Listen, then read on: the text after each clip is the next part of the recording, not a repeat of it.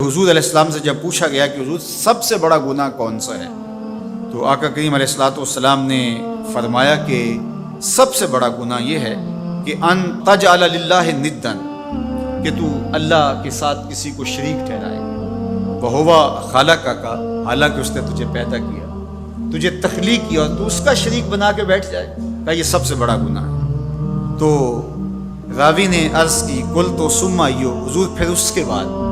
تو آقا کریم نے فرمایا ثم ان تقتل ولدک خشیۃ ان یطعم معک، تو بچے کو اس لیے قتل کر دے کہ یہ کس طرح میں اس کو پال سکوں گا، بچے کو ضائع کر دینا، اس کو قتل کر دینا۔ اللہ فرماتا ہے نحن نرزقکم وایاہم، ہم تمہیں بھی رزق دیتے ہیں، ان کو بھی دیں گے۔ تیسری بات حضور نے فرمایا ان تزانی بحلیلۃ جارک، آپ ہمسائے کی بیوی کے ساتھ بدکاری کریں تو یہ بڑے گناہوں میں سے۔ ہمسایہ ماں جائے کی طرح ہوتا ہے، اس کی دیوار سانجھی ہوتی ہے، اس کی عزت سانجھی ہوتی ہے، اور اگر کوئی شخص طاق میں رہے اور ہمسایوں کے گھر گھس کے ان کی آبرو ریزی کر دے تو یہ تین بڑے گناہ جو ہیں ان میں سے ایک بڑا گناہ اللہ کے محبوب علیہ السلام نے ارشاد فرمایا۔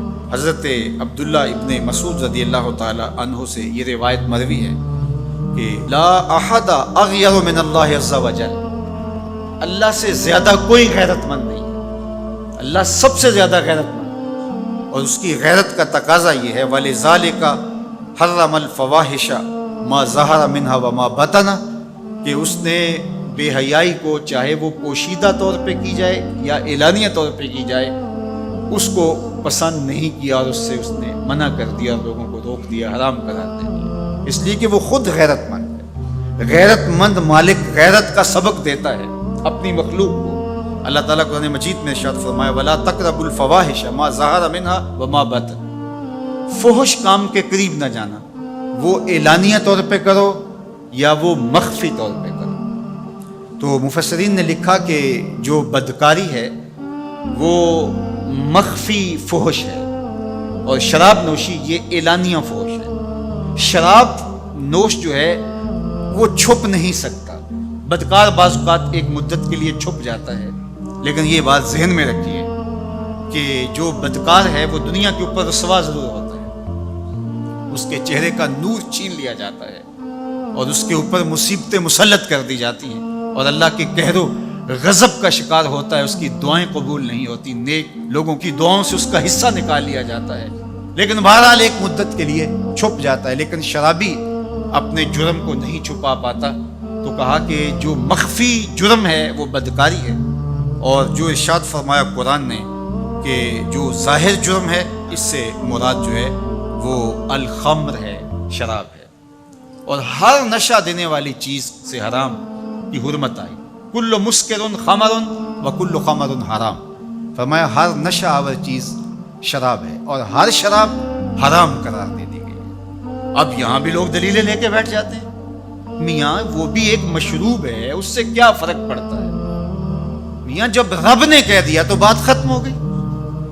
ایک یہودی کے پاس ایک مسلمان مہمان ٹھہرا تو اس نے انگور پیش کیے، تو اس نے بڑے شوق سے لیے، تو تھوڑی دیر کے بعد وہ شراب لے آیا، اس نے کہا استغفر اللہ، میں مسلمان ہوں، میں شراب نہیں لیتا۔ تو اس نے ہنس کے کہا یہ جو انگور آپ نے کھائے ہیں شراب اسی سے کشید ہوتی ہے۔ تو اس مسلمان نے کہا کہ آپ کی اہلیہ کدھر ہے؟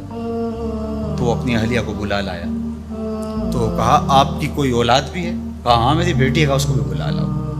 تو اس کو بھی بلا لایا، جب دونوں آ کھڑی ہوئی تو کہا کہ یہ حلال ہے تیرے لیے، اور یہ بیٹی اسی کی ہے، اور یہ حلال نہیں ہے۔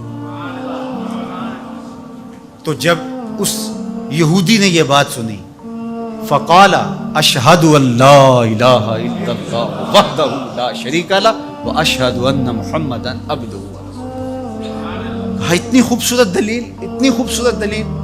کہا انگور سے شراب نکلی ہے تو شراب حرام کیوں، انگور حلال کیوں؟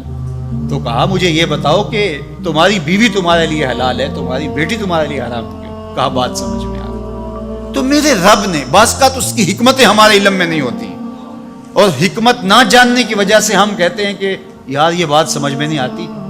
یہی تو ہمیں بتایا گیا کہ جو سمجھ میں آئے اس کو بھی ماننا ہے، جو نہیں سمجھ میں آئے اس کو بھی ماننا ہے۔ ہم جنت کو مانتے ہیں نا، دیکھا ہے، یا رب کو مانتے ہیں، دیکھا ہے، وہ سمجھ میں آتا ہے، تو دل میں تو آتا ہے، سمجھ میں نہیں آتا۔